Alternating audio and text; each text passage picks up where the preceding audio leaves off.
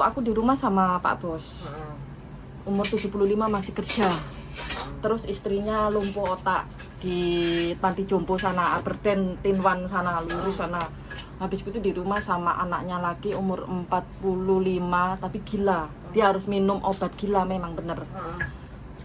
Jadi aku hampir 2 tahun kerja di situ, tiap malam berantem sama anaknya. Iya, untungnya aku punya kamar sendiri, tapi anaknya itu tiap hari berantem sama bapaknya, minta uang, karena orang gila kan nggak ada kerjaan. Yang berantem bukan sampean kan? Bukan, aku di kamar.